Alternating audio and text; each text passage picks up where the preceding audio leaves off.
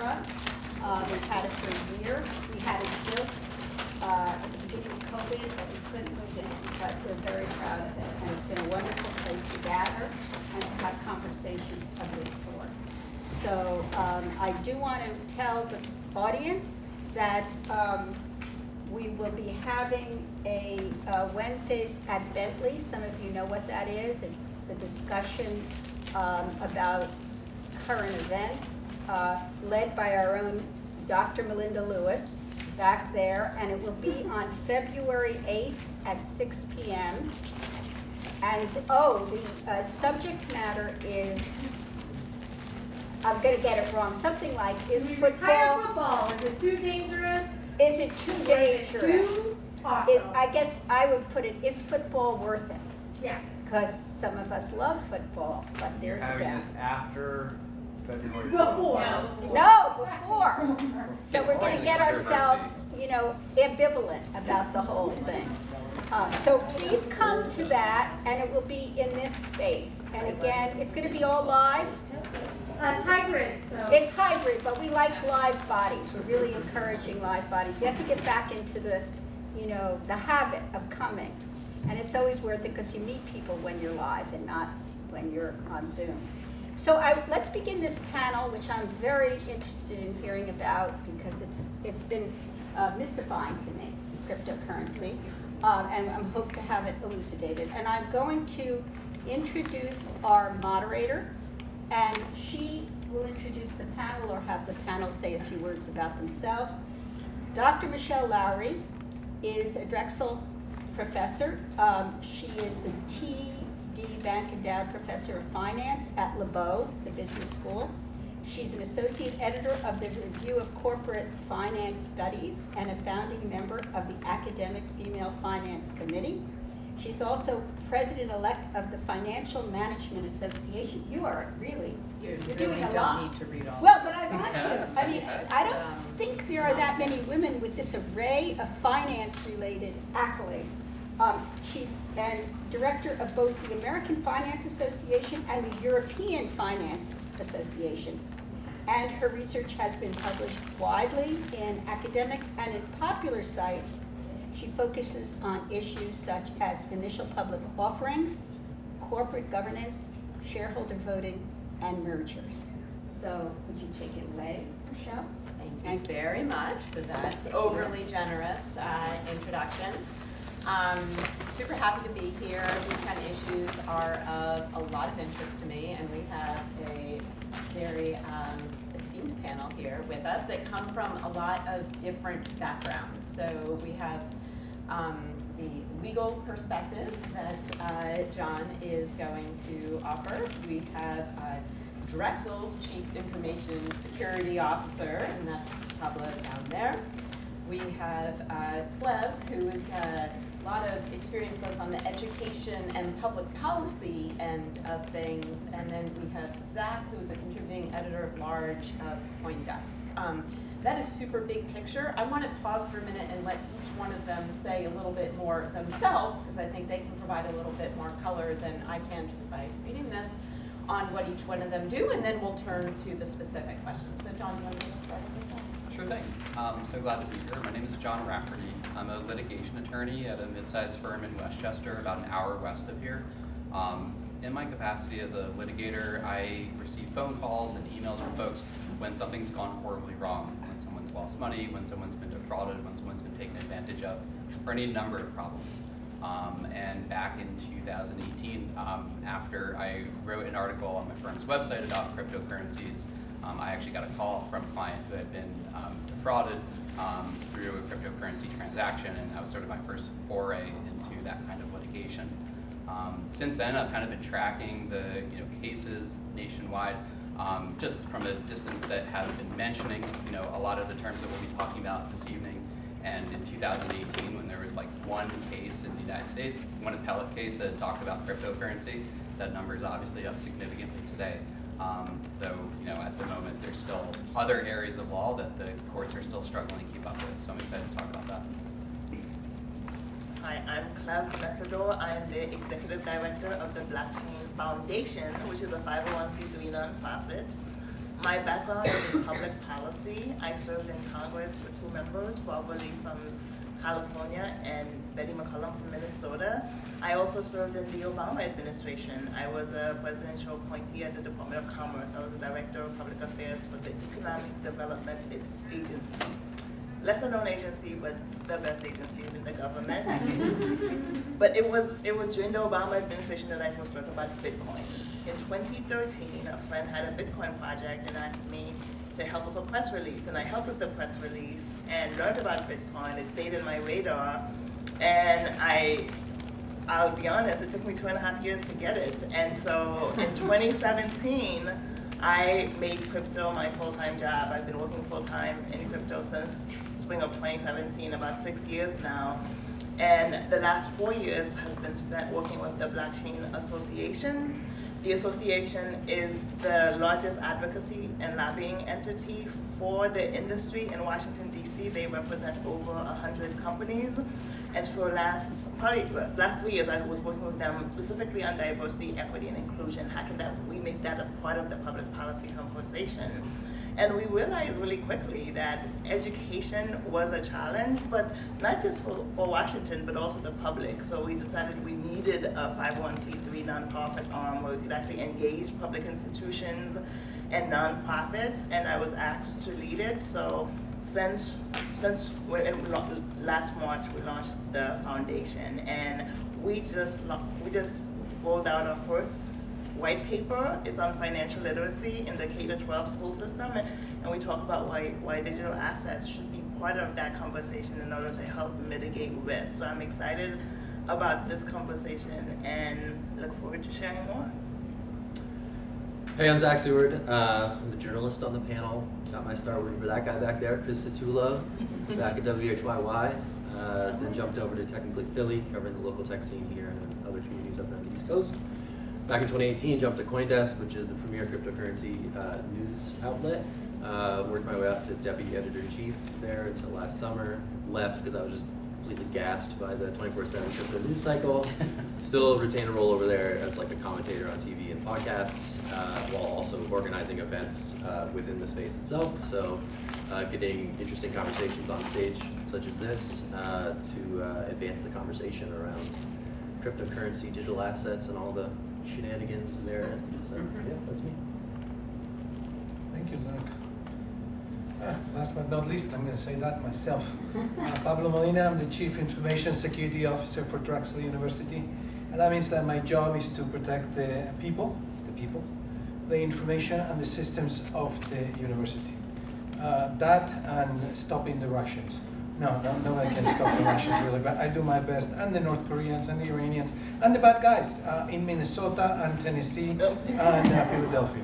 So this is what I do with my team members. Some of them are here, probably scoring points for the next performance evaluation. Thank you for being here, guys. We greatly appreciated learning about crypto. I serve on a number of boards, the Electronic Privacy Information Center, the Center for Artificial Intelligence Digital Policy. I created my own, the International Applied Ethics and Technology Association. Have teaching appointments in good places like Washington, D.C. or Madrid, Spain. It's no secret that I get some of those just because I like to travel to those places, let's be honest, regardless of the topic being taught. And my main connection with cryptocurrency and blockchain, other than having lost some money with cryptocurrencies, which gives you a little bit of street credo here, but also it is to have to deal with cryptocurrency whenever you're dealing with ransomware issues, because this is how you make those particular payments. Also, even in organizations like the Electronic Privacy Information Center, we had donors, not corporations, individual donors that decided to donate the money with cryptocurrency. So once you start transacting in cryptocurrency, you have to figure out as an organization, what are the rules of the game? How do I protect these? How do I make sure that my accounting is not going to be contaminated by cryptocurrency transactions that I decided to record in a different way? So I'm looking forward to this conversation, and hopefully I'll be able to contribute a small part to that. Okay, well, I preface this by saying the panelists could do a more colorful introduction of themselves than I could, and I think we succeeded on that. So on to the specifics of cryptocurrency. I'm going to start with something really general. So are we all on board with what is cryptocurrency, blockchain, what does this all mean? Lev, you're our educator in the bunch, so I'm gonna hand that over to you. You know, big picture enough, not too much down in the weeds, but a nice explanation will get us started. Thanks.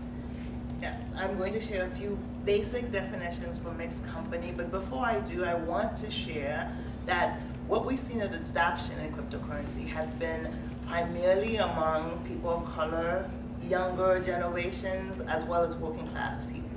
Meaning that if money has never worked for you, if you've not been able to participate in traditional financial markets, you look to alternatives, and crypto is an alternative. And we've seen this type of adoption across the world, right? We see this across Latin America, across the continent of Africa, and certainly in the US, where Black and Latino communities lead national adoption of cryptocurrency. So what is this thing? I'll share very basic information. So let's start with blockchain. I like to tell people that think of blockchain as technology that securely verifies information, facilitates the exchange of value without third parties. Let's say that again, right? So blockchain is technology that securely verifies information. That's the ledger you hear about. Facilitates the exchange of value. That's cryptocurrencies. Without third parties, that's decentralization. And for me, those are the basic tenets. And as you can see, there's many access points for different types of people. So we all know about Bitcoin, right? Think of Bitcoin as the shiny, bright light, right? Light is so beautiful. You can have a $5 light bulb or a $500 light bulb. So light is like the shiny cryptocurrencies. And what powers light, though, is electricity, right? So in a simplistic form, think of what powers cryptocurrencies that you hear about is blockchain technology, right? That is the electricity, if you're comparing. But believe it or not, that's not even where I want you to land on this, correlation. It's really, think of everything else we do with electricity other than light. Think of what a waste it would be if all we did with electricity was light. That is the power of blockchain technology. When you think of all of the uses of electricity, think of all of those potential uses of blockchain: supply chain management, value chain management, identity verification. And then there are other terms you hear about, right? You hear about DeFi, decentralized finance. And then there's traditional finance. How do they two compare, right? So think of everything you know about traditional finance: lending, borrowing, trading. So think of DeFi as being able to do those without the intermediaries like brokers and banks, right? What are some of those options for us to do to lend money, to borrow money, to trade without these traditional intermediaries, right? That those of us in crypto feel often leave people out. And then the sexiest new word we hear right now is Web3, Web3, Web3. Sexy term, but not a new term. It actually dates back to some of the founders of the internet, although there's talk that it was a person in crypto that invented the term, probably put the term in context, definitely put the term in context for crypto. So Web3, think of it as more of peer-to-peer engagements. Right?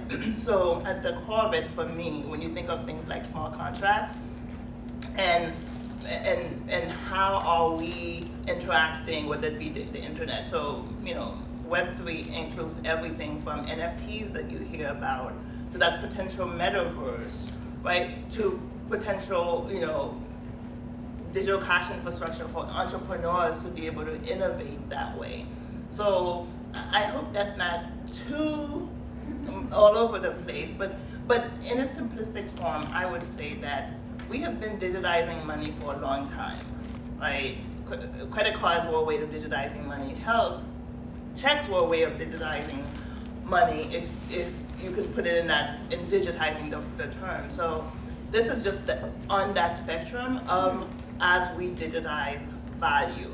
So I'll stop there. No, that's great. So basically, you hit on so many good things there. So basically, blockchain's the technology that's going to enable us to develop this new form of money that we call cryptocurrency. And if we didn't have that technology, if I tried to say, here, buy this Bitcoin, you would be like, how do I know it's really a thing? And sometimes that technology is securitizing it and giving me that trust in that money existing. In a simple term, yes, blockchain is, it's much more involved than just blockchain, but yes, yes, for this conversation, yes. Blockchain is what has led us to the creation of these new currencies, the digital currencies, including stable coins. Okay, now I'm going into the sorry. Okay, so we've got blockchain, we've got cryptocurrency. Anybody that's had any news on has heard cryptocurrency is the best thing in the world, or it's the worst thing in the world, or maybe it's both at once. So I'm going to divide these up and first think about the good, and then we'll turn to the bad. So let's think first about what do you see as the sort of biggest potentials or biggest use cases for cryptocurrency. I'm going to start with our journalist here, since he has covered by definition many different aspects of this. Sure. So, Bitcoin is just stateless money secured by math instead of a central bank and its army. And the beauty of stateless money is that it can be internet native, transacted in a way that's similar to cash, right? I can give you a dollar bill without the government necessarily knowing that I transacted that dollar to you. So going back to the early 90s, even the 80s, there was these cypherpunks who had this vision for what cash would look like in an increasingly digitally surveilled world.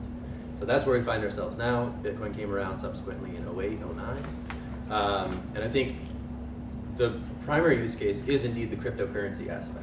I think like a few years ago, you heard about blockchain. You saw on TV that IBM wanted your lettuce to be tracked on the blockchain. And that was really just didn't work for any number of reasons. Meanwhile, Bitcoin and other cryptocurrencies worked in terms of storing value, in terms of transacting that value, in terms of being an efficient rail for me to send money around the world relatively cheaply relative to existing options. So I think the money aspects of blockchain are those ones that have proved to be most valuable. There's all sorts of other applications out there that we've seen either flounder or find early success, but really crypto is about the coins. Yeah. And I think potentially the interesting stuff in crypto is around DeFi, in my personal opinion, around doing some of those bank-like things without having to give all my information and my mother's maiden and this vast trove of data to any one intermediary. So I think to your original framing of the question, is it all good? Is it all bad? No, it's way in the middle. Is crypto awash in criminality and scams? Yes, absolutely. Is it potentially hugely transformative for how more equitable financial systems get made? Yes, absolutely. Both those things need to exist in this conversation.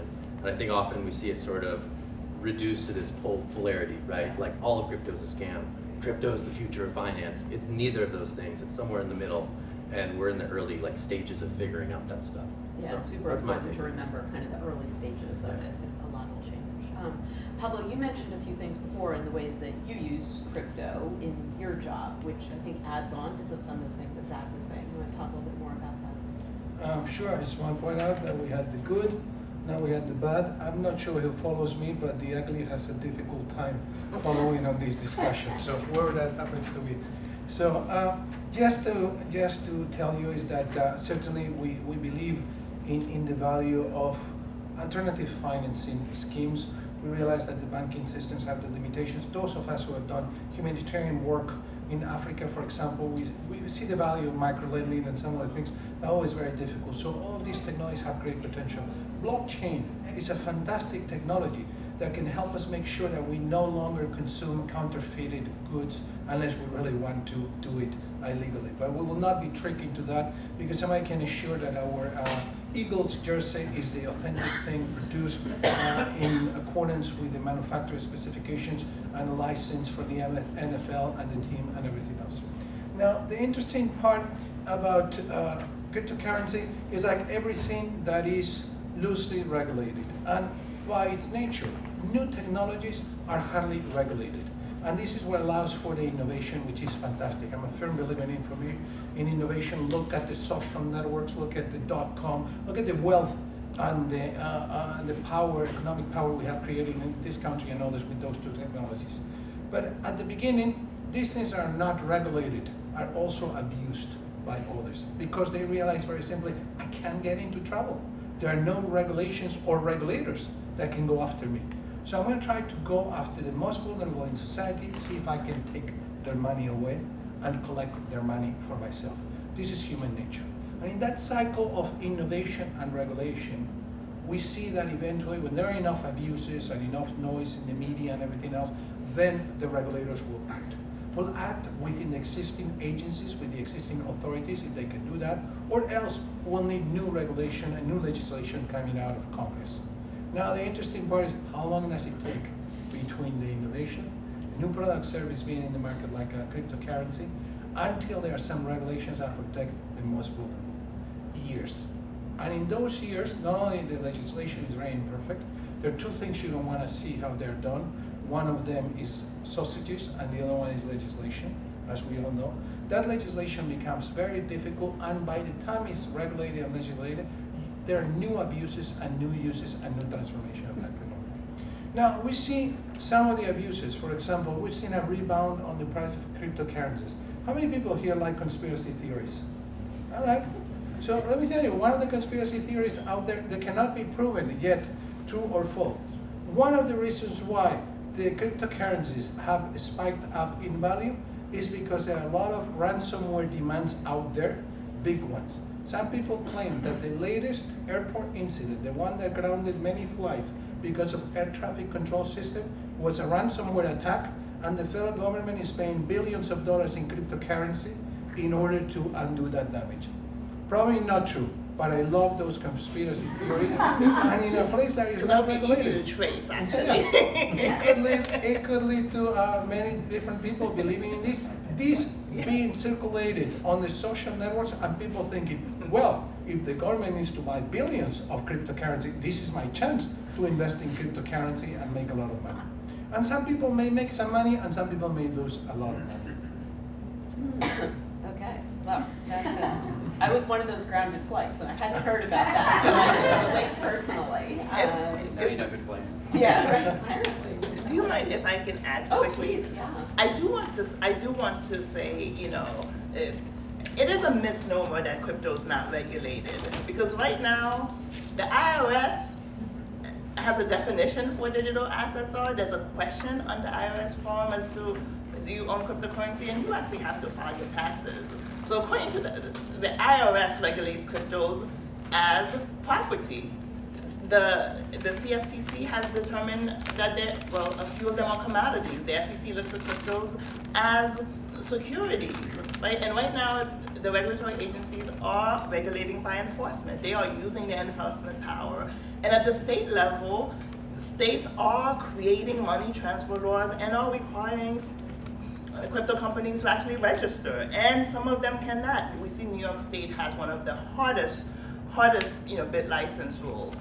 And then the infrastructure law, where so many people love, was paid for partially by cryptocurrency. And how did Biden's administration get there? They expanded the definition of broker to get there. So it is a misnomer to say that cryptocurrency is not regulated. There is a lack of regulatory clarity, absolutely, and that comes from Washington. That comes from the fact that Washington hasn't created the rules of the road, and the regulators haven't created Washington has created the policies, and the rulemaking has to follow in the regulatory agency. So that right now, every regulatory agency is fighting for who has oversight power. So there's a lot of reasons why there's a lack of clarity. And then really quickly, I will say on the use cases, I will tell you, in healthcare, we've seen the greatest use cases for private blockchains when it comes to supply chain management. Can I just pause just to clarify, because some people, I think it's such an important point, and I'm not sure if everybody is sort of on board with this.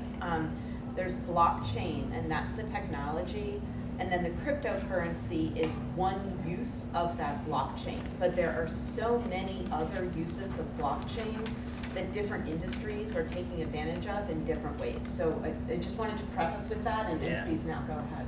Yeah, so within healthcare, what we're seeing is within healthcare, companies are using it to track and trace, right? When you look at where did these drugs come from, right?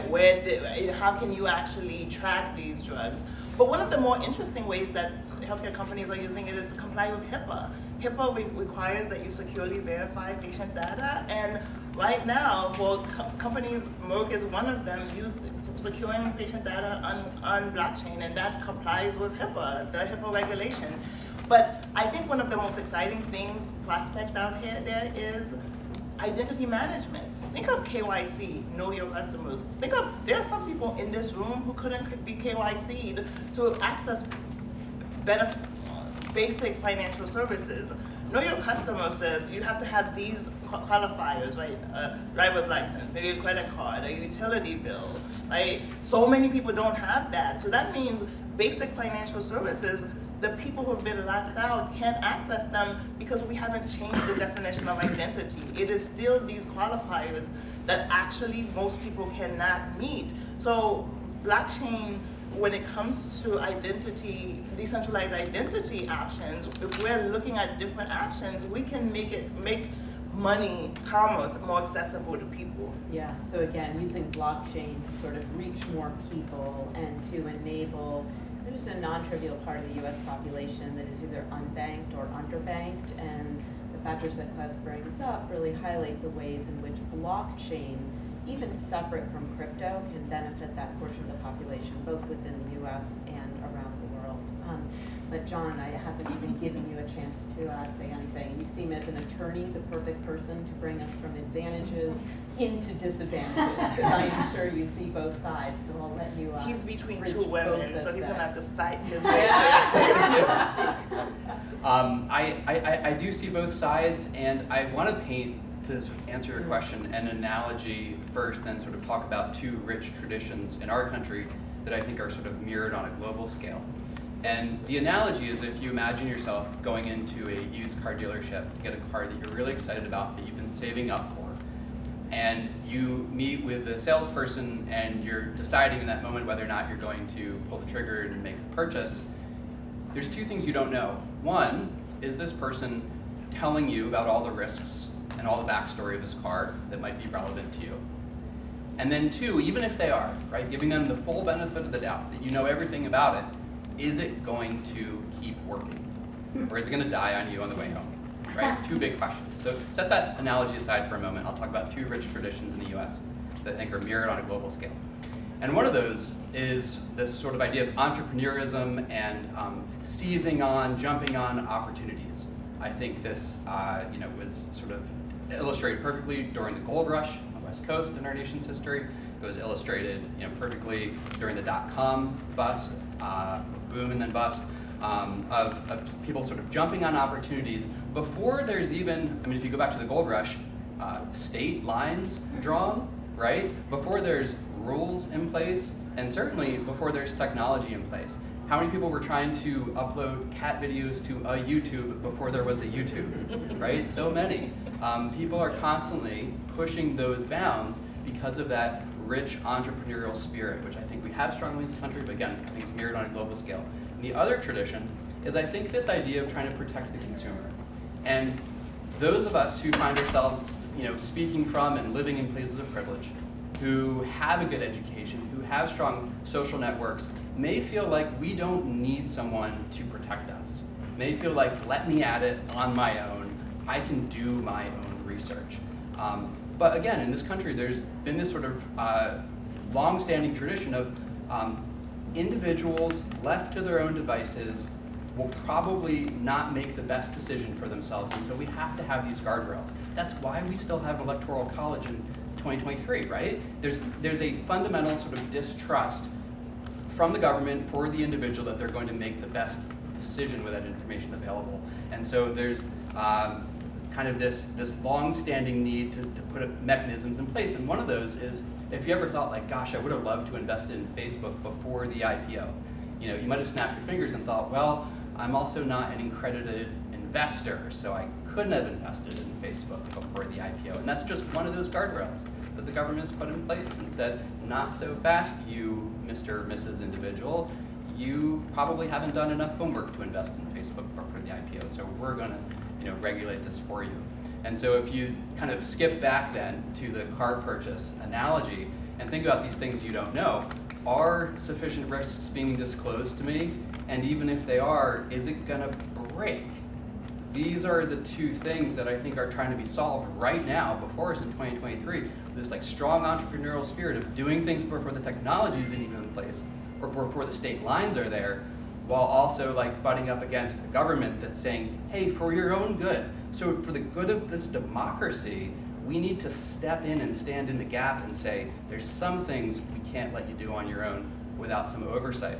And so I think that's where we're seeing like the regulation that Cleb was talking about of, she's described it as regulation by enforcement. And I think that's such a great phrase for what's going on right now legally, where we have agencies that, yes, they're stumbling over themselves to regulate, but it's not so much that they're clamoring for real property. They're not trying to like jockey for position necessarily. It's more like they're trying to address the issues, but they're doing so really clumsily, if you can imagine the federal government doing that. And so as they're like clamoring for these positions and stumbling each over trying to regulate, they actually see that the most efficient way is just to penalize this project and penalize this company and penalize this nonprofit and sue this organization and this founder and this inventor and this owner and this company. And so by just playing whack-a-mole with their enforcement, they're able to say what the law is and set new policies without ever rolling out a new law or without ever rolling out a new, a new actual, piece of regulation. And that's a real challenge. But I think I've said enough. Let me follow up on that. So do you see, like, if you were going to predict 5 years from now, do you think that this is going to change? I mean, one of the challenges for the government is it's a bit like a game of cat and mouse, right? The innovation is progressing so fast. Yeah. By the time something gets written, it's almost out of date. And do you think as the innovation perhaps stabilizes a little bit, some of those rules will get written? Great question. I'd love to hear from the other panelists too. But my own take on this is that 5 and 7 years ago, it was a game of cat and mouse. And now it's a game of cats and mouse. And when you have 16 cats pouncing on one mouse, there comes a point where like there's not even room left for any other cat to pounce. And so you have to, the only thing you can do is start stripping them away to like find the mouse and be like, what are we doing here? And that's what's going on with the regulations.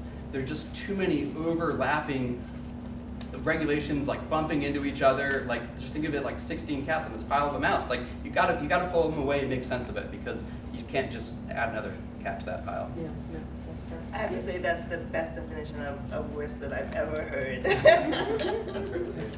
I know that we tend to be very US centric, because this is where we live, this is where we invest, where we make money and spend our money. But if you look at some of the laws and regulations for new technologies, interesting enough, oftentimes the technologies are invented here because we're very creative and we know how to make money and engage in free markets and everything else. But the regulations are sometimes created elsewhere. Look, for example, at privacy regulations. Sure, the US back in 1975 came out with the Privacy Act. But ever since, very little has happened with privacy regulation except for some states lately. And yet, the Europeans got together and said, we're going to do the General Data Protection Regulation, and we're going to make everybody all over the world say, yes, I accept these cookies. This is still you do every day because of the General Data Protection Regulation. So I'm very curious and I'm very interested, and I discuss this with regulators and non-profit organizations across the pond. And the idea is that we will see earlier regulations for cryptocurrency coming out of Europe than we will see out of the United States. Other than, as you mentioned, it's more haphazard, either agencies trying to interpret their authorities and extend and try to fix the problem as much as they can, and or the game of whack-a-mole where you go, I'm gonna make an example of you, and then everybody else is gonna behave because they're gonna be afraid of me. Yeah, you see, I mean, MiCA, which is legislation in the EU, has been perhaps a bit more thoughtful in how they're regulating these relationships, right? They say, okay, we're going to roll out a really comprehensive framework for regulating these points of trust in the system that you may be familiar with when you engage with a bank or a known other entity, right? And for now, we don't have enough nuance on the issues of DeFi, in which you are engaging only with a blockchain and the others who are participating in that platform, rather than with a regulated, quote, trusted intermediary. That's why you hear in crypto that it's trustless, which is kind of like a very confusing term, but it's trustless because there's no counterparty risk. I'm not dealing with I'm not dealing with a company per se. I'm dealing with this network that's distributed around the globe. So I think the interesting thing about the regulatory conversation as it relates to 5 and 7 years is that a lot of it just isn't a perfect fit with existing frameworks for understanding this stuff, especially in the US, right? You look at the Howey test, which is how we understand securities. It dates back to the 30s. I'm not a lawyer, so please correct me. Dates back to the 30s and like an orange grove in Florida. And the language that we use to understand whether crypto assets are securities or commodities and under what regulatory regime they should therefore fall under is looking all the way back to that case law to figure that out. I'm gonna defer the legal stuff to you, so hopefully be kind when you dunk on me. So I think like that's the really interesting thing when you look at 5-7 years, like is there gonna be a adequately nuanced understanding of these technologies as it relates to what it means for me to have a crypto wallet, right? It's a bit of a different framework, right? Like a crypto wallet, like it's not, you know, I think it gets confused because you can have an account at like an exchange where you have a wallet. But a crypto wallet is cool because it follows you around the internet as opposed to the other way around. So again, I feel like we might be on board with part of this audience, Yeah. but I feel like we might be losing part No, of no, this so I know, so audience. it's And back, so yeah. I want to I'll back it up, step yeah. back to a bit of a higher level. I was going to trade this for later, but since you've raised it, let's go into some of these logistics because I think they're super important. So like crypto wallet, let's just Yeah. start there. Say I want to buy a crypto, like how do I do it? Where do I go? What is a wallet? Again, sort of at the level of somebody that hasn't done this before, that would be useful. Yeah, for sure. So there's like centralized exchanges, right? You've heard of Coinbase, you've famously heard of FTX, right? Yeah. These are businesses Again, that I'm you... just defined, centralized Okay. versus decentralized exchange. So these are companies, you give them dollars, they give you an account with crypto in it, right? That's often sort of the on-ramp to the crypto economy. There's another thing like that would be like a browser extension or like, I don't know how you describe it, like a standalone app or something that is a wallet, right? And the wallet is linked to your address, which is a pseudonymous identifier of who you are, which And is confusing. It's critical to engaging crypto Yes. assets. So my wallet is not in my name, it is in my address. Yeah. And I think there's this misunderstanding that crypto is private, right? It's anonymous. No, it's pseudonymous, right? Which is a sort of a slight differentiation, right? Real world identities aren't by default attached to these wallets, but they can later be established as such. So It's complicated. just to sort of define a little bit, so if I want to buy through a centralized exchange like Coinbase knows, say we all buy through Coinbase knows that, you know, Michelle and John, et cetera, that who we are, everything about us, they have our driver's licenses and they know exactly what we bought. So there is one centralized intermediary. That's distinctly different than a decentralized, where if I go and buy through, call it one of these apps, the only thing the app knows is that I'm number F274573, bought this many, you know, of whatever coin, and then they can see that that same number, who belongs to somebody, but they don't know anything else, then bought this coin and sold that and whatever, and they can follow that trail of that, but they don't know anything about me. And so, sort of a critical difference in terms of if you want to buy crypto, a first decision is perhaps what sort of these platforms you want to go through. That's right. And I would add that, you know, on its face, like, well, the entry point is that mobile phone, right? Because it is a digital wallet, right? It is the mobile phone that you need access, and there are people in the world that have access to a mobile phone but not clean water. So that's why we've seen adoption across different countries, because we've gotten mobile phones into the most remote parts of the world, into the hands of people in the most remote parts of the world.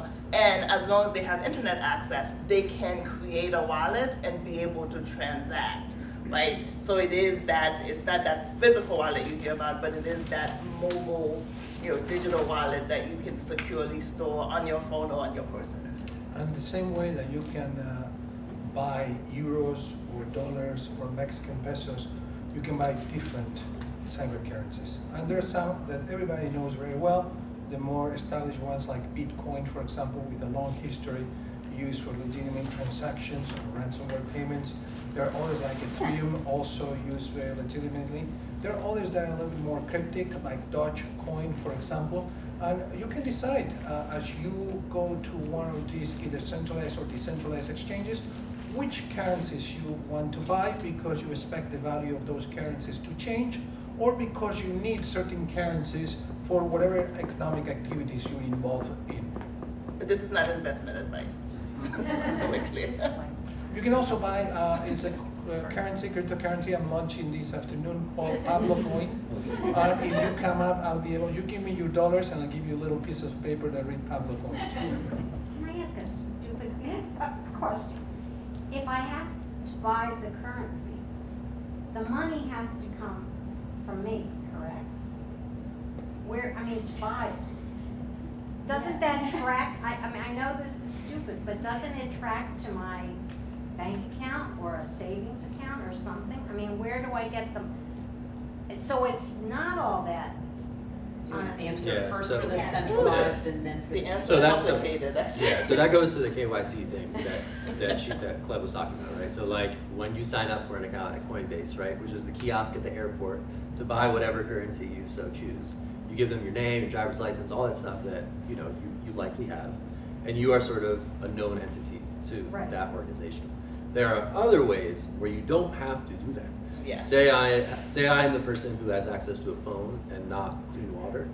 I have a wallet that someone could send me money to. So I could just give that person $20 and they could send me whatever corresponding value they want to do, right? And that is a non-KYC transaction. And at that point, the personal identifying information of that person who received the cryptocurrency for the $20 is not known. Particularly if you do it on a burner that is then thrown in the garbage. I got it. Yeah.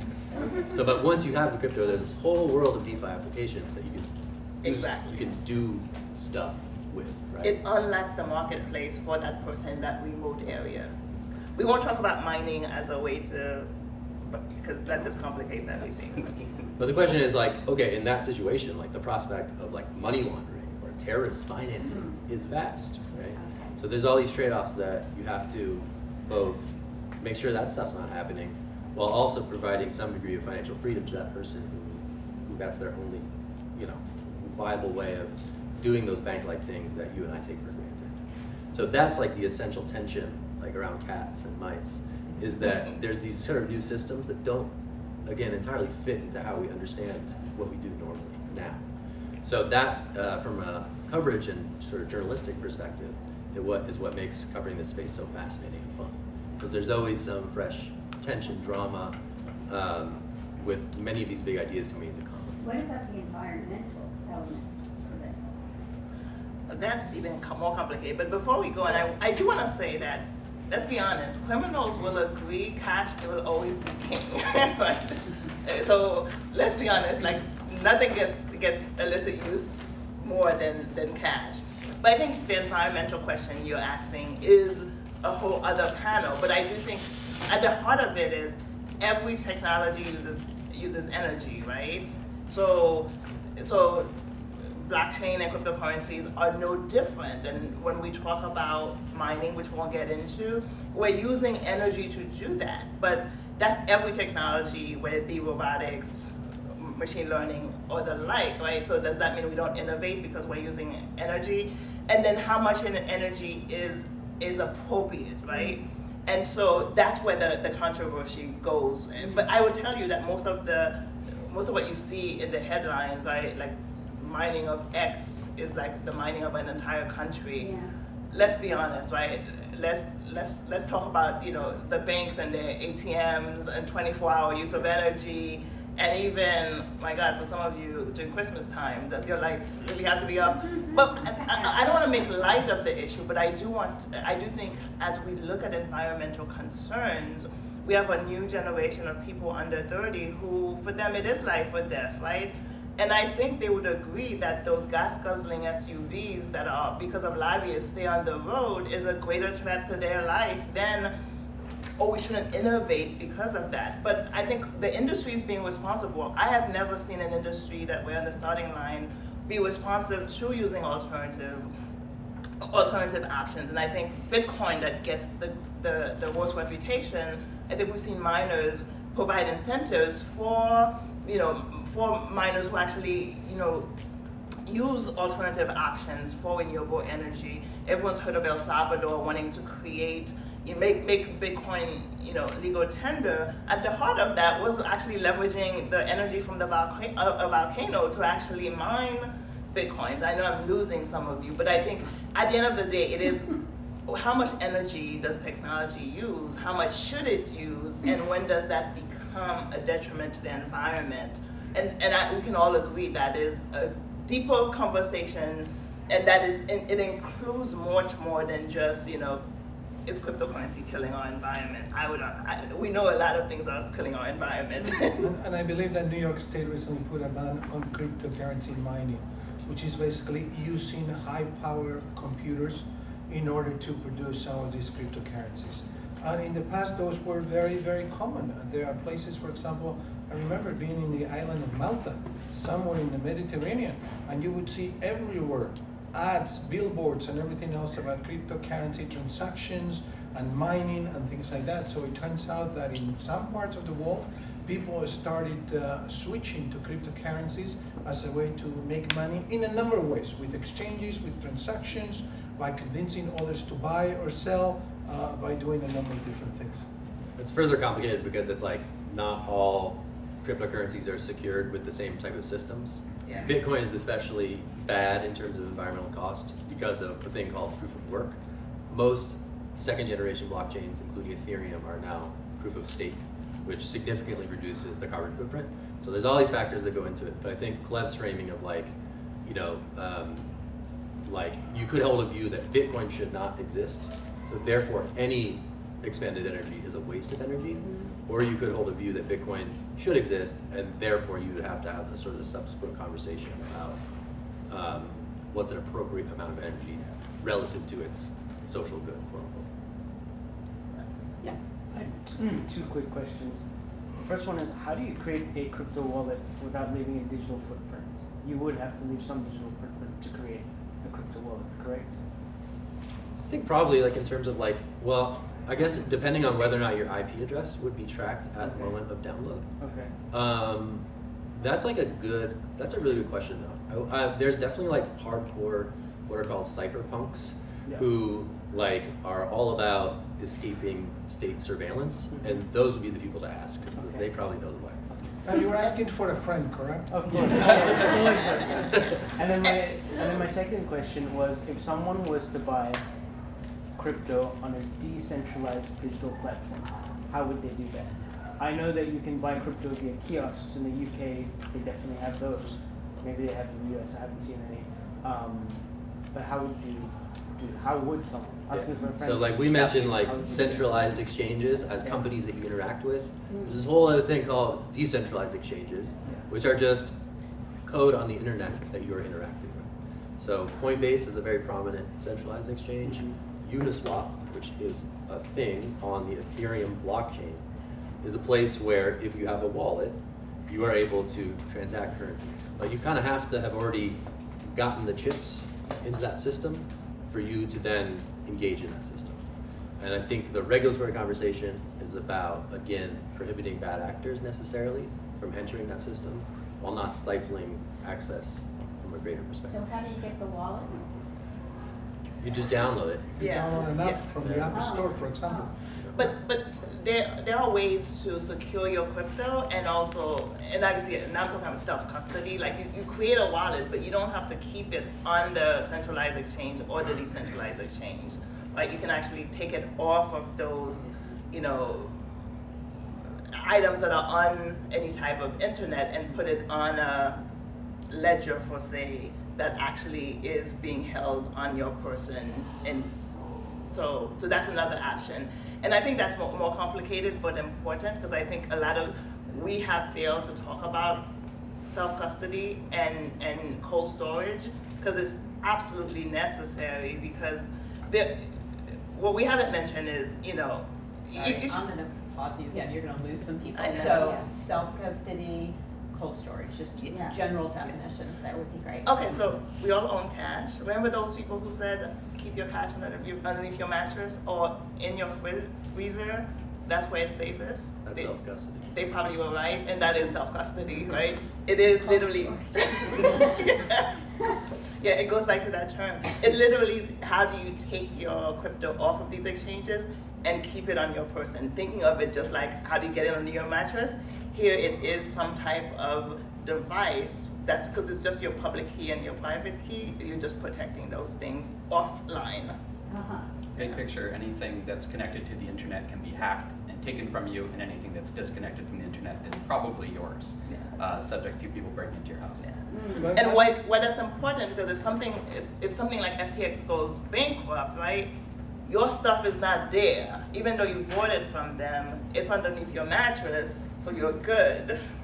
But a lot of people have a custodial arrangement with FTX where they are now screwed, right?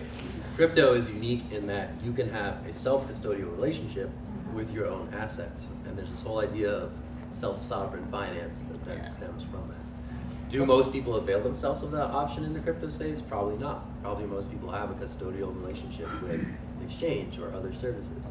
But the value proposition of crypto, as originally envisioned, was that you could be your own bank. As annoying as that would be for most people. Because being your own bank comes with significant personal responsibilities. And to follow up on your question about can you have a pseudonymous or anonymous crypto wallet? Yes, you can. So for example, last year, we know that the cryptocurrency heists worldwide were about $3.8 billion. That means the bad guys went into wallets and exchanges and walk away with at least $3.8 billion. Of those, we know that 1.7 went to North Korean wallets. Now, we don't know who exactly in North Korea has those wallets. We're pretty sure this is what we call an advanced persistent threat, a group of hackers that actually work for the North Korean government, whether military or not. So you can see how you can follow those wallets, as we did, for example, with the Continental Pipeline ransomware that brought up all the fuel prices in the summer of 2021 in the United States. And yet you may not have the very last leg that connects the crypto wallet to a particular person. I will say last year, the state of Virginia passed a law that allowed all of their banks to offer custody services to their clients, right? So when you think of everyone who doesn't want to be their own bank and self-custody, we need credit unions to offer that, right? Because you may trust a credit union more than you would trust an exchange, right? Because if they already have the little money that you have. So that is a regulatory issue that I think is important for me, is how do we source the institutions that are on the front line that are touching the people who are the earliest adopters, right? And that's community banks, minority banks, and credit unions. But Fidelity offers self-custody, and that goes to accredited investors that you mentioned.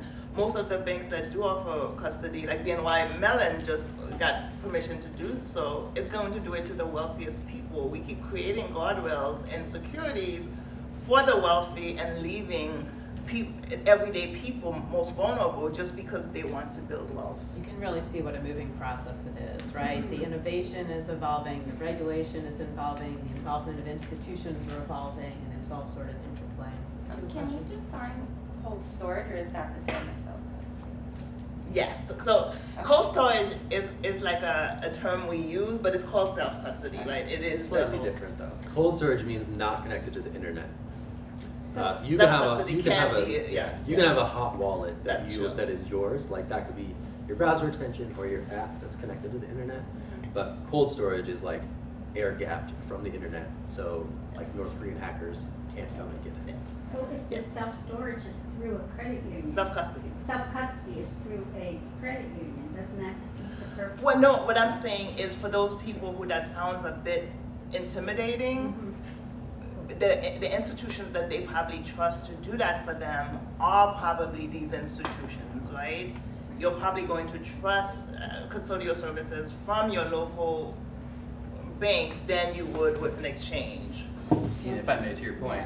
Why not use the bank to begin with then? Yeah, I do think it undercuts a lot of the ultimate goals of having crypto in the first place. I think that as a way to warm people up to it in the initial years, almost like training wheels, this isn't like what you're gonna do for the long term, but for right now it works okay.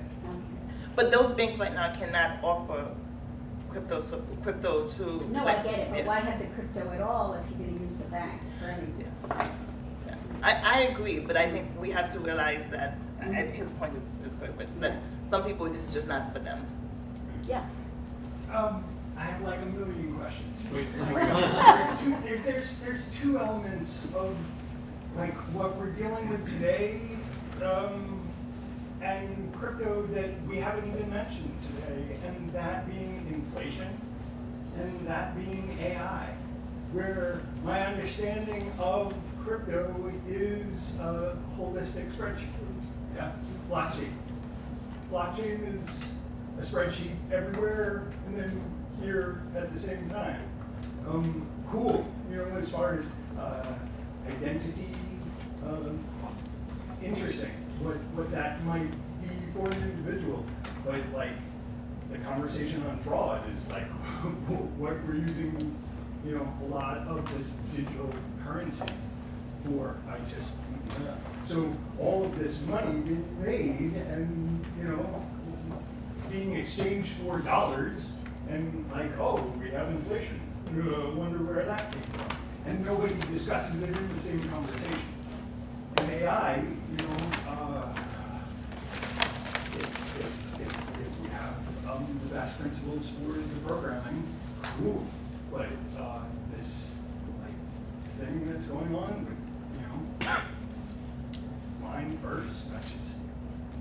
So I want to make sure I understand your question. It sounds like it's twofold. One, in terms of sort of the interaction between inflation and crypto. Is that, okay, so why don't we start there? Does anybody want to talk about, obviously we've seen, you know, inflation a lot lately, and we've seen a lot of patterns in crypto. Do you think those are coincidences? Do you think there's any causal relationship between them? Yeah, I'd just say it's like worth remembering that crypto relative to other asset classes is still quite small, right? So I think the total crypto market cap is like $1 trillion.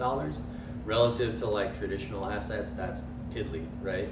So is there a world in which crypto is a much bigger piece of the system and therefore has contagion effects that affect real finance? There is that world. Are we in that world right now? Definitely not. So I would say that, you know, the talk of inflation in crypto is, oh, is Bitcoin an inflation hedge? Is this a more appropriate place for me to store value relative to the US dollar? I think a lot of that has been kind of like disproven of late. That thesis doesn't really hold water. So there is sort of that narrative, but then I think just like to your question, is it influencing inflation? I would say just to keep in mind that the total asset class is worth like $1 trillion and has only ever been like $3 trillion in USD value. And even Treasury Secretary Yellen has put crypto in context when she talks about it from the traditional markets in terms of what a small segment it is in terms of any type of contagion concerns. And yet, Gleb, you mentioned a very interesting example, the example of El Salvador, the nation of El Salvador that embraced cryptocurrency, Bitcoin completely. And it's a small country, and they lost their shirt when Bitcoin lost value, with major financial problems for the country. So it's only $1 trillion for us, a booming economy. But those countries or communities that are choosing to invest more heavily in cryptocurrency are more exposed to some of the risks, for better and worse. John, I think you were going to say something. Well, I could touch on the sort of AI and crypto conversation a little bit, which is, and I guess it wades a little bit into the legal waters, is that one of the wonderful things that crypto, well, I should say really blockchain technology makes possible is the idea of a smart contract, which we haven't really talked about much tonight. But in simplest terms, it's really a sort of series of if-then statements that are powered by movements of data. And so an example that I think makes a lot of sense to me is if you were a landlord and you want to make sure that your tenants were paying their rent each month, if the laws of your state or country permitted it, you might have a system where, so long as they pay their rent on the first day of each month, the digital lock that you have on the front door keeps working, and your smart contract would check at 12:01 on the first of each month. Have they paid their rent? If yes, then unlock. If no, don't unlock. Right? That's a very simple smart contract that powers a lot of cryptocurrencies and is powerable by blockchain technology. So I think as we see more AI and movements towards a sort of greater use of if-then statements in our everyday life through small technologies in our watches and in our ears and our eyes, we will see emerging uses for blockchain and cryptocurrencies that we haven't yet seen. Now, going to the AI, which is, I serve on the board of the Center for Artificial Intelligence Digital Policy in Washington, D.C., a global organization. And I can tell you, AI is hardly regulated anywhere in the world. We have a White House executive order, We have wishful thinking, even from the Council of Europe. The OECD, the Organization for Economic Cooperation and Development, has guidelines, but so far, most of them are guidelines. We have, incredibly enough, some advanced regulations coming out of China regarding fake news and some other things, but still, everything in its infancy.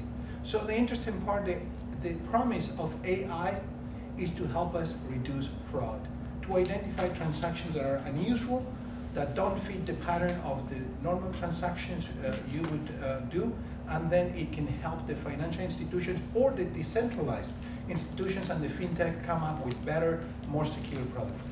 Now, there is a downside to this, which is the bad guys also can use artificial intelligence and are using that. So for example, there's something called deep fakes. With 3 seconds of your voice recording, Microsoft can impersonate your voice and make it believable to other people that are talking to you. So the same is true also for video. If you look online, some of them are old, like Obama giving a fake speech, or Mark Zuckerberg revealing his plans for world domination. All of them are deepfakes, but they're incredibly well done. So the bad guys are going to use this to write phishing messages, to contact you, to use social engineering to try to empty your wallet, or at least to get you to transfer the money. And this is why it's going to be very difficult from the technology point of view, that arms race between the good guys and the bad guys, but also, as you pointed out before, the guardrails, the regulators trying to say, how do we protect the regular investor? How do we protect the citizens that have decided to use cryptocurrency for their transactions? And if I can add something to AI, which is a little different, your unique vantage point is always so interesting.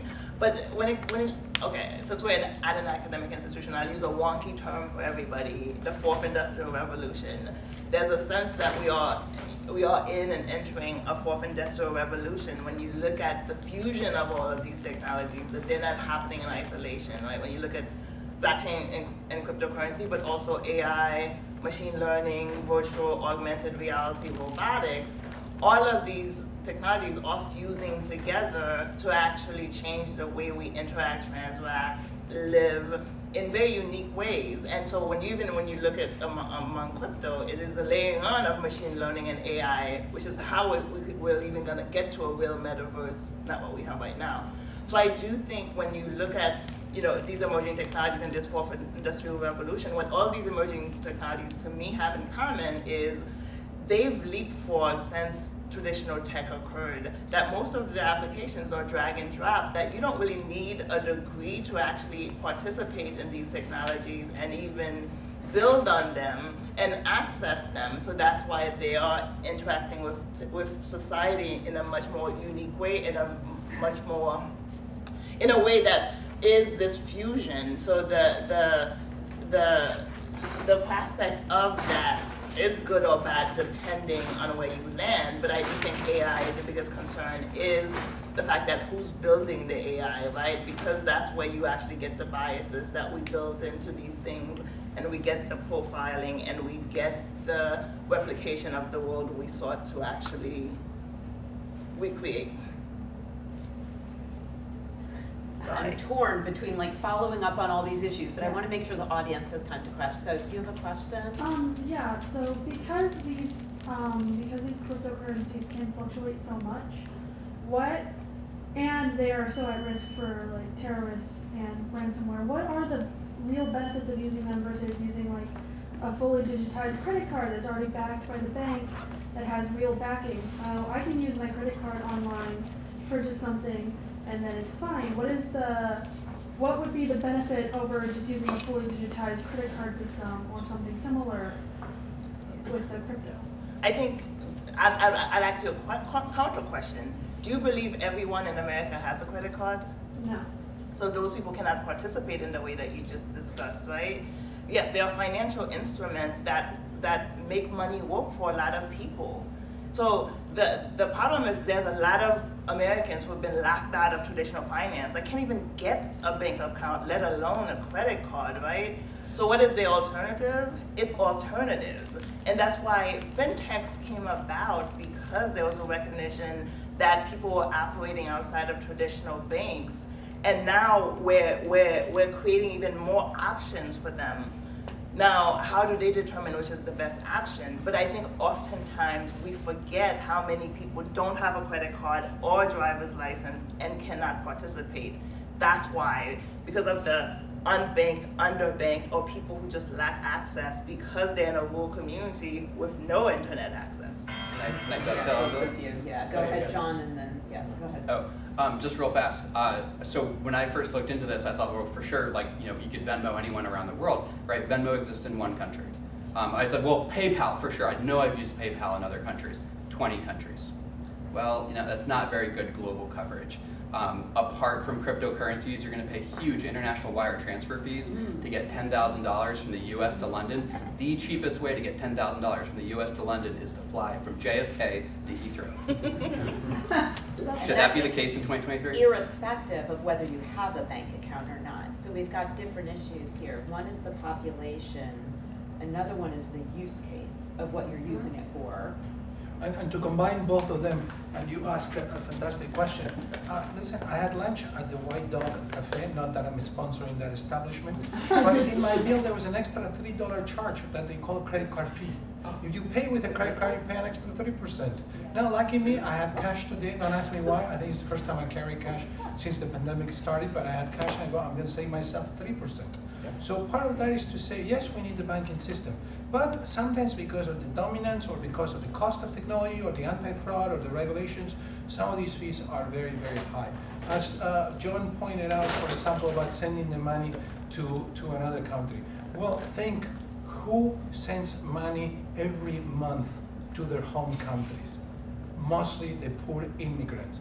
We're taking those Salvadorians or Mexicans who could be legal or illegal in this country, and by legal or illegal, I mean whether their immigration situation is, let's say, completely established or unclear, if we want to be more inclusive in the language, but those people are paying 3, 5, 10% of that money that they're working very hard to get, that they're sending those transfers to their home countries, and a financial institution is keeping that, whether that is Western Union or a combination of Mexican banks and US banks. Yeah. Can't you say the same thing for somebody that doesn't have a computer or a cell phone? Right. I mean, isn't that the same thing about the not have a credit card? Well, as I said, the majority of the world has a mobile phone. They don't have one. We can't say the majority of the world doesn't have clean water. They do have a mobile phone. We've seen examples, like if we take it out of cryptocurrency, in Kenya, M-Pesa is a great example, where they created 15 years ago a digital currency. It's not cryptocurrency, it's just a digital currency that is supported by the central bank and the private industry. And I think they have about 85% participation. And Brazil has a similar thing called PIX. So it has been shown that the way to bypass all of that has been communities that don't have any of these resources, but they have the mobile phone, and you can actually give them access in that way. And to sort of tag into that question, the difference of having a credit card versus a computer is not simply about money, because one could buy a computer for a couple $100s. It's about whether or not a bank like, let's say Chase, deems you credit worthy.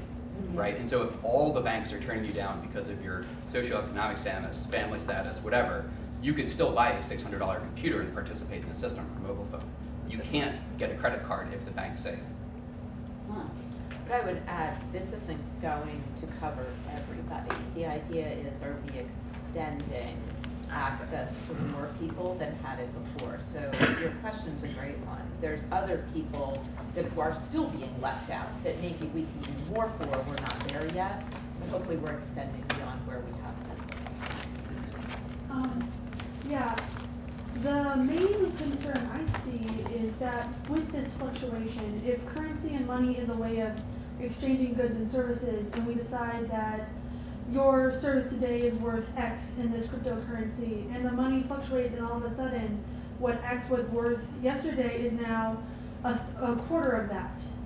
And this, Yeah, I mean, I so think you've lost that. That's the problem, is how can you make sure that what you're getting actually, where's the backing? Where is the stability? Yeah, so there's a lot of there's been in the history of crypto a lot of talk about remittances and the stuff, cross-border payments and stuff like that. And at the sort of the early iterations of that relied on these native cryptocurrencies that, to your point, fluctuated wildly in value. A lot of the things that I think we're seeing now in terms of that payment use case, they involve stablecoins, which are sort of like tokenized representations of dollars sitting in a bank somewhere, in most instances. There's custodial stablecoins and there's decentralized stablecoins that are generated through smart contracts, which is what he discussed earlier. But I think a lot of the payments use case that you're seeing now find more traction does involve stablecoins to get around the issue of value fluctuation. And stablecoins, again, are just tokens that can be transmitted across these payment rails in a way that's different from SWIFT or the existing financial system where you pay relatively high fees. I do think we need to get away from just the light, right? Because electricity does so much more than light. Because I agree, there is the price and fluctuation, but I would say that when you look at the most highest performing cryptocurrencies like Bitcoin and Ethereum, the reason you've been able to have some type of, prediction model, for lack of a better term, is because of the products and services being built on those technologies, right? The price of Ethereum is not what makes the Ethereum blockchain or protocol or application valuable. It is the products and services that are being used by real world people. When you look at not just NFTs, but smart contracts being used in gaming and microtransactions. So I think where you see value and where you see the coins that have most value is, are there products and services being developed? Is there a strong developer community, right? And what is the output to real consumers? Well, you ask a very important question right there, which is clear to us. If you buy a stock in a public corporation, well, behind that Apple stock share, there is a company producing computers and phones. Besides Amazon, there is a web services company and also somebody who's selling a lot of merchandise all over the world. So there's some connection there. Same thing with real estate. Sometimes the same is true for national currencies in well-managed economic entities. But when it comes to cryptocurrencies, it's much harder to understand and to see that transparency in the money. And this is what is keeping some people away from cryptocurrencies, because it requires a lot of understanding and a lot of heavy thinking in order to find out which cyber currencies are better than others. So let me give you an example. The city of Philadelphia, together with New York and Miami, they decided, we're going to start doing cryptocurrencies for our cities. And then people who are good citizens, they're going to buy these cryptocurrencies, and it's going to be a great investment. We may or not accept them for anything useful, but we're going to have these cryptocurrencies, yes. And any proceeds that go from here are going to go into improving citizen services in Philadelphia and New York and Miami. Well, most of these experiments have fizzled. And they have fizzled because there was not a lot of money there. It wasn't clear who was benefiting from this, an obscure group behind these that was not very transparent, and they are not happening right now. That doesn't mean that tomorrow there isn't a Barcelona coin or a Paris coin that everybody thinks is the coolest thing ever and everybody wants to buy, and because it's perceived to have value by people, because it's popular, it turns out to be a wonderful investment. You had a question, yeah. So maybe I'm missing this, so I'm struggling to understand. So if let's say I get paid in cash, my job, I don't have any connections to banks or anything like that. I get paid in cash, my bank account is under my bed, right? That's where I store the thing. In order to transact and make digital payments or transactions online, how do I take my physical currency, my cash, and transfer it or upload it to the web without having some kind of linkage to an account or a digital platform? I'll sell you some. You want some right now? Yeah. Bring your cash. Let's do this. Yeah, I mean, I was gonna say earlier, that is the simplest, easy way to go up to someone, right? Who Yeah, besides has going to someone and besides going to someone and say, okay, can you make a payment for me or whatever, how else would you do it? So you could go to a vending machine. So they have ATMs for digital currency where you put cash in and then you get a receipt for your $20 while you X amount of Bitcoin. High fees. strongly recommending it. It is high fees. It's interesting because it's used as a form of laundering money. So it's cheap fees relative to the fees of laundering money, but very expensive relative to holding a bank account. And I was just checking, because Pennsylvania was one of the states that actually proposed, Pennsylvania, Ohio, and the states that had proposals to actually allow businesses to pay their taxes with cryptocurrencies. And I think Oregon became the first one to do so. But Pennsylvania is a state that is looking at people being able to pay their taxes in cryptocurrency. Just I mean, I would say, so like the vision of the Bitcoin white paper is like peer-to-peer electronic cash. And peer-to-peer is cool, like we can just do peer-to-peer transactions. Of course, if you're a drug dealer or something and I don't like know where the source of your cash is, that presents all sorts of potential legal and regulatory ramifications for me as the entity trying to make that transaction forward, right? So I think there's like, the technology can support a perfectly peer-to-peer transaction. But there are all these other real world inputs that aren't represented in that transaction. So as it relates again to the regulatory conversation, that's where really a lot of that like fascinating tension comes in. Should we exist in a peer-to-peer society that can exist digitally? Should there be some protections or other intermediation there that protects both you and me from that transaction? And that's of course kind of the big ideas that I think are actively being fought over in this industry right now. You're forgetting the other way to get it. Go buy a computer and mine it. Right. Yeah. we alluded to it earlier, but yeah, we didn't want to. What Yeah. exactly, could you explain that? So that's like you're providing computational resources to this network and you're being rewarded by token emissions from that network. What do you mean by computational resources? So say you're providing storage capacity or something that makes this distributed network valuable to a wider array of participants. These are sort of economic incentives. These tokens are incentives for you to do something that is beneficial to that network.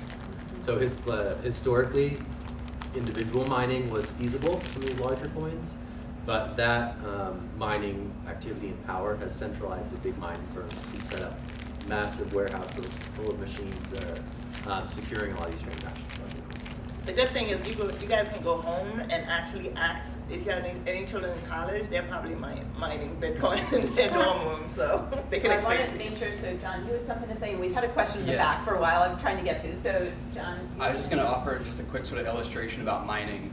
So back when I was in high school, my younger brother found out that the National Institute of Health in DC wanted help sequencing the human genome, but their computing power wasn't sufficient. And they said, hey, folks around the country, as a volunteer service, would you please download this packet of information to your computer and run it in the background while you type your college essays? And he said, sure. And so he ran it in the background, knowing that he was contributing to the sequencing of the human genome. He didn't get anything for it. In the case of blockchain and Bitcoin and cryptocurrencies, when you do that, you get something for it. And we mapped the human genome because of him. Yes. I was just gonna ask, in countries where it's more popular or more prevalent than in the US,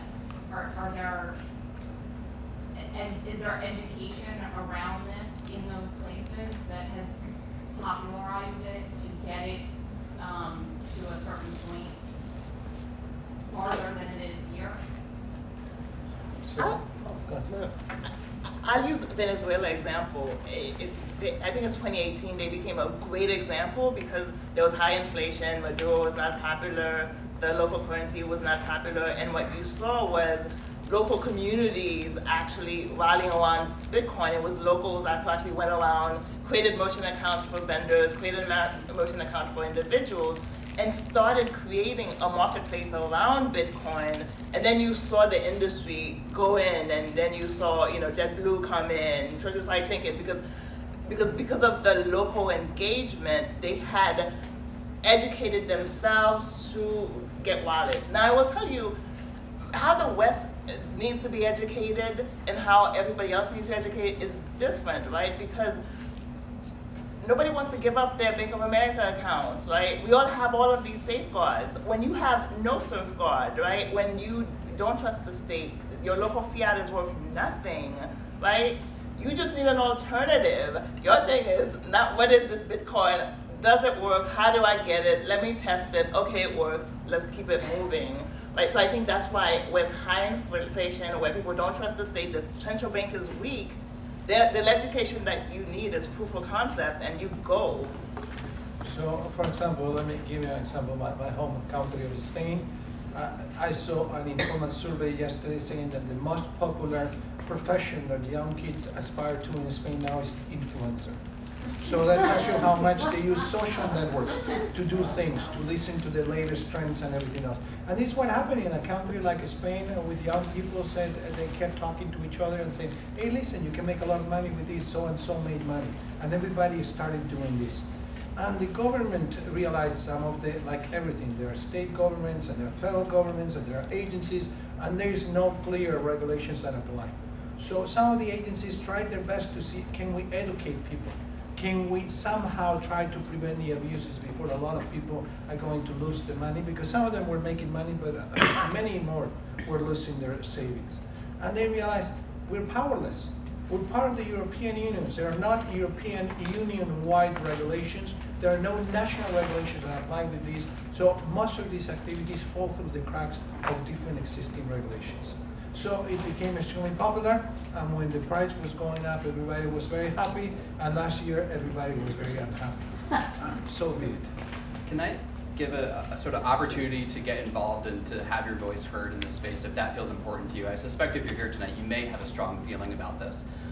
And you know, earlier I sort of put a jab at the federal government. Right now I'm really going to plug one of their websites. Regulations.gov is an unbelievable clearinghouse for every regulation that any federal agency publishes. And one of the things they have to do is put out a notice that they're going to create a regulation and that there's a comment period. Anyone in the United States, globally even, is invited to comment about that proposed regulation. And then after the agency reviews all those comments, they arrive at an ultimate decision.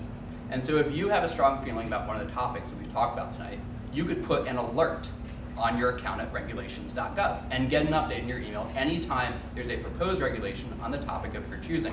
You could gather your friends, family members, colleagues, strangers, and write a comment about what that regulation should say or not say, and that must be reviewed by the federal agency as they're writing these regulations going forward, if you want to be part of the conversation in the future. I've also added, it's fascinating to see the comments that other people write. I'm a big fan of it. Yes. Yeah. We're almost out of time, but I want to ask something, because she was saying that here in the West, we trust our banks and so forth, but in other parts of the world, there isn't that trust. And my question would be a futuristic one. Do you see the trust eroding everywhere so that Bitcoin will become the coin of the realm, so to speak, everywhere? Or do you think it's a temporary reflection of neediness, that as these countries become more prosperous, hoping that they will become more like the West is now? Well, I would say the more options individuals have, the more inclusive money becomes. Right now, there's a lack of option, and that's where we need to get to. So those countries where, you know, they don't have the access. So, but I do think trust is being eroded in the West, right? Yeah. In our traditional financial system. I think Yeah. the 2008 financial crisis showed that most of our financial systems are built on sinking sand. Even when you look at the Bitcoin white paper, it's sought to solve financial problems like the issue of double spend. So I do think in the West, where there's been slow to adoption because they trust their financial institutions, even if they fail them, right? Even if your bank keeps stealing you your money by late fees, at least it's in there. But I think we talked about MICA before. In Europe, they don't have the level of financial institutions that we have here. So I think it was easy. I don't want to say easier. I think it was less complex for Europe to come up with a financial infrastructure. So I think big government, the term we use, within the West, and large structures mask a lot of the problems that we have. Mm-hmm. I think why the West will catch up with the rest of the world that is leapfrogging is because of the next generation. When you look at millennials and Zoomers, and I've just learned a new term, Generation Alpha. If you're under 13, it's Generation Alpha. Yeah. So when you think about 3 generations that are, for the most part, under 35, but you're 10 years old and have huge disposable income, they are looking to, decentralization makes sense for them, and they are trying to tear down a lot of the traditional infrastructure that the West has, right? So those of us who are over 40, we want to maintain structure because we think it works. but we have a whole generation that across the West wants to tear it down and wants to create And we something have the different. financial disparity in the West too that may have an effect. Yeah. I think we should end I was it just this- gonna ask one quick Oh, wrap-up please, go question, ahead, if yeah. that's okay. We've covered so many different topics. I would love to have each panelist give a one sentence, maybe two, but no more. You're a potential investor in crypto. What's the one thing you advise to keep in mind? Somebody want to volunteer to go first? One thing. You guys have all mentioned like 25. It's not for everyone. Do your research. Okay, that's great. I love it. Next. So my turn.